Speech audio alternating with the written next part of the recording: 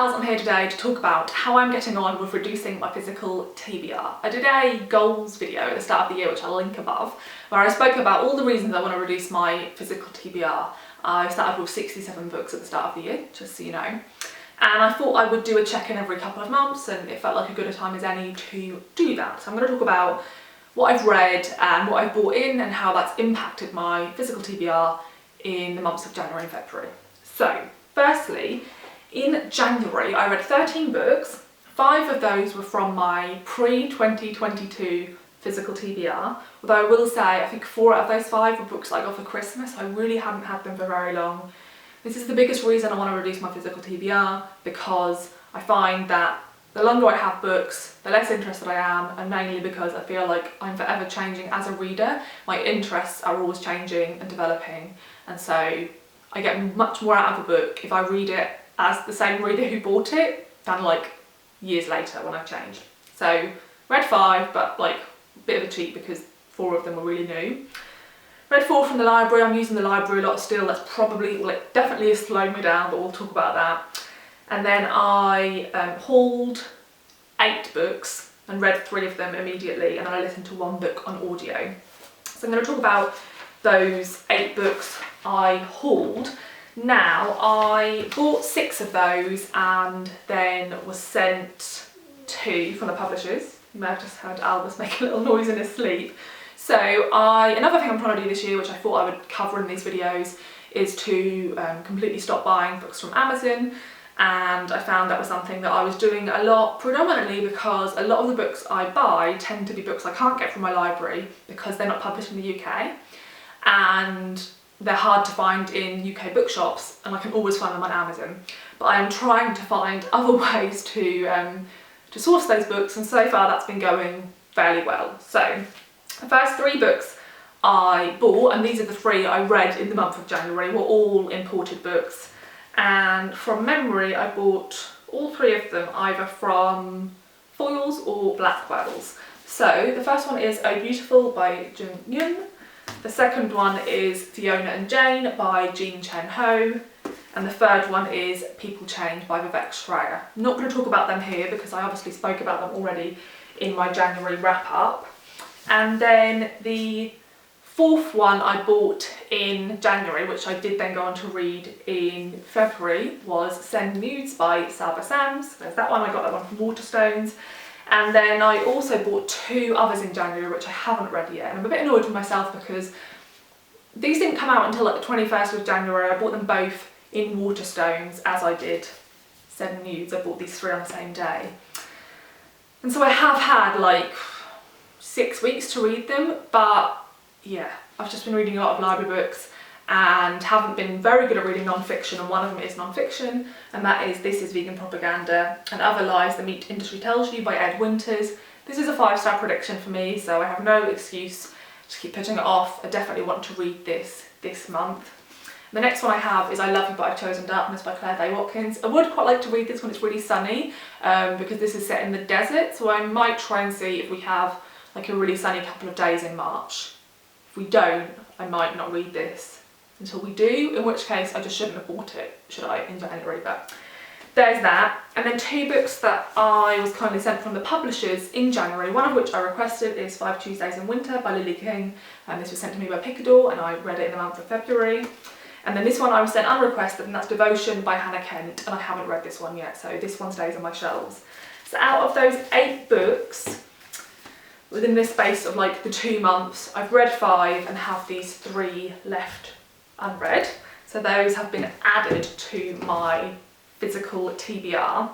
So that meant that with the addition of those books, by the end of January, I read 8 books that were off my TBR. And how I count that is I count the ones that I already owned before the start of the year and read, and the ones that I bought in and immediately read. So 5 were older, 3 were new, that equals 8, well done me. And then I also obviously bought 8 books, so that zeroed each other out, which was a bit rubbish. But then I unhauled 1 book that I DNF'd. So I only managed to get the TBR to go down by 1 book, which takes it to 67. And like I said, I wanted the TBR to reduce by around 5 books a month, so big epic fail. And I think the reason for that fail is that whilst I read 13 books, 5 of those were library books or audiobooks, and I didn't read enough others to compensate for the 8 I bought in. So that's a bit shit. So that's January. So in February, and this is where it gets a little bit tricky, and I'm interested to know how other people do this. I'm not quite sure. So once I've added them to the physical TBR, they just become part of that larger number. So like when I count along here, if they were off my TBR or my hauled books, if I read them in the month they're purchased, they're counted as a hauled book. But if I read them not in the month they're purchased, so for example, some of the books I read in February, I'd bought in January, but I've classed them as coming off my TBR. So I don't quite know how you do this really, but how it works in the sort of weird way I've done it is that I read 13 books in February, 4 of them were off the physical TBR, but that includes some of the books I added in January, 5 of them were from the library, 3 of them were books I hauled in February and read in February, and 1 of them was an audiobook. So yeah, interested to know how you do that, because I feel like the only way to really monitor the books that were pre-2022 versus the books that I've just bought would be to actually have a list of those distinct books, and like looking back through the list of books I read, I know in my head that it's not represented here on the list. Does that make sense? So I don't think I mentioned in January, which I meant to mention, I spent £71 on the 6 books that I bought, so I just thought that might be something you find interesting. And in February I bought 6 books again, but I wasn't sent any books by publishers, and I spent £78 on books, and I will tell you about those books now. These first 2 I bought earlier in the month from Blackwell's and read them both in the month of February, and that is Love Marriage by Monica Ali and We Run the Tides by Vendela Vida. And then these next 2 books I bought for Readathon, which runs this month in March from the 7th to the 14th.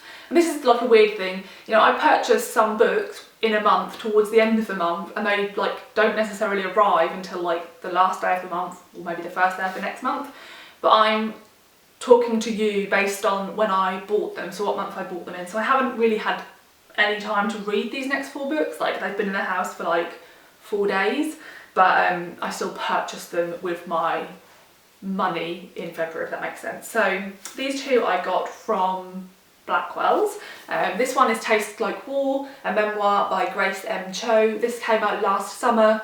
It sounds like the exact sort of memoir I would love and adore, and so I was really happy to have an excuse to buy this one for Readathon.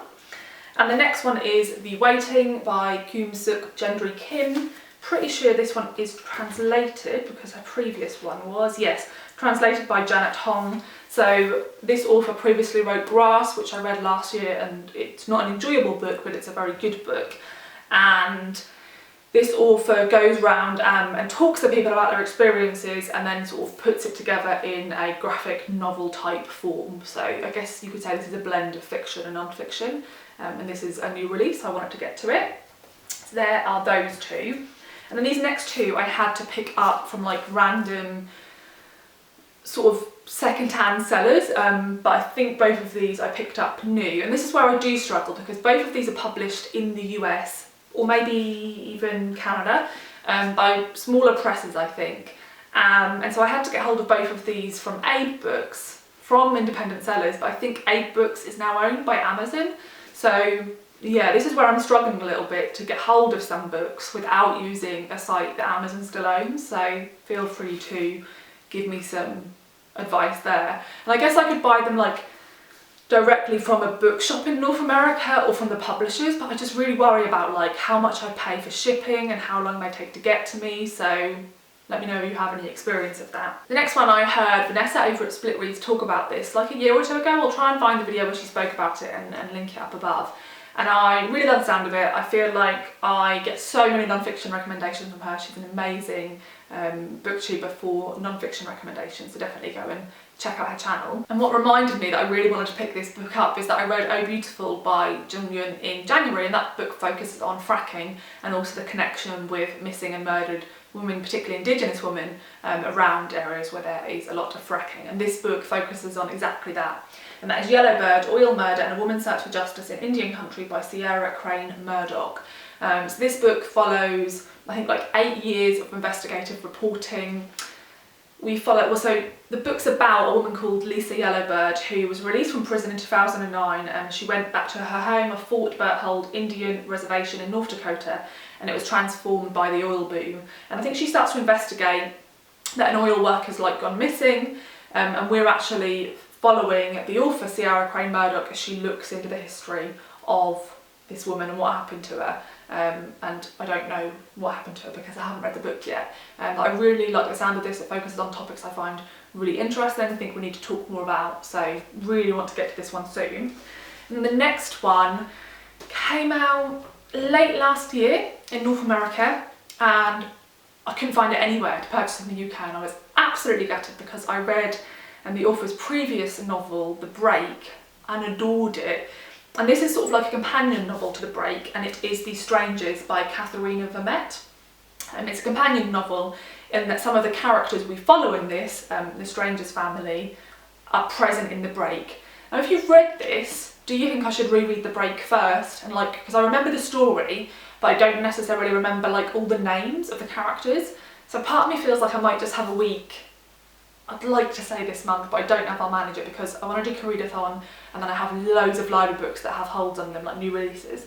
So maybe in April I will have a week where I reread The Break and then read this one because I just can't wait. And yeah, I have the North American editions of, no I don't actually, I have the UK edition of The Break because it was eventually picked up here, but they happen to be the same size, so I'm very pleased about that. In this one, it says this is a staggering intergenerational saga that explores how connected we are even when we're no longer together, even when we're forced apart. It says that we follow the dynamic world of the stranger family and the strength of their bond, their shared past and their pain and the light that beckons from the horizon. This is a searching exploration of race, class, inherited trauma and matrilineal bonds that despite everything refuse to be broken. And as with The Break, we follow the woman in this family. And Katherena Vermette is a Red River Métis writer from Treaty 1 territory, the heart of the Métis Nation in Winnipeg.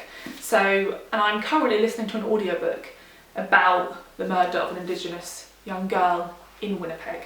So yeah, I would quite like to read this one soon to sort of think about those discussions together. So I think this will be a book of the year. If you haven't read The Break, read The Break, it's amazing. So what does that mean for my TBR? In February, like I said, read 13 books, 6 of those were off the TBR, but then I bought 6 books in. I unhauled 1, which means that overall we have a reduction of 1 book again. So in 2 months, I've managed to only release my TBR by a book a month, so I've gone from 67 books unread to 65 books unread. Now you could say there's been some movement in that, you know, those 65 books I currently have, like, I don't know, how many? 7 of those are different to the books I had previously, but it's not enough change as far as I'm concerned. Now, I know this has happened. The first couple of months of the year I find is always quite strong for me in terms of pre-orders. I think that the second half of the year for me, especially after like July time, I am a lot less excited about new releases coming out. And so I've just been buying a lot of new releases, but also reserving so many books for the library.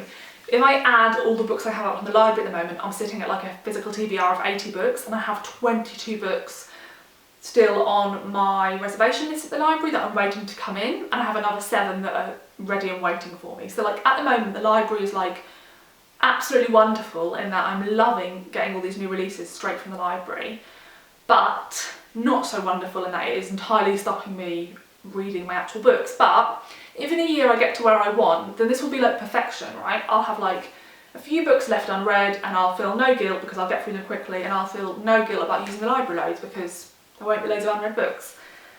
So I still feel like I can do it, but I just feel like there'll be a lot more movement in the second half of the year. But obviously I don't want to like take that for granted because then I just don't, I think I'm okay with it not growing, but I definitely want it to start reducing more than 1 book a month. So yeah, let me know if you think you have any tips and tricks. Also let me know if you've read any of the books I mentioned that I hauled, any that I haven't read yet that you're particularly interested in hearing me review, and yeah, Let me know how you're getting on and what you've been reading and buying, and if you have any challenges for your physical TBR this year. Thanks for watching, and I'll see you in the next video.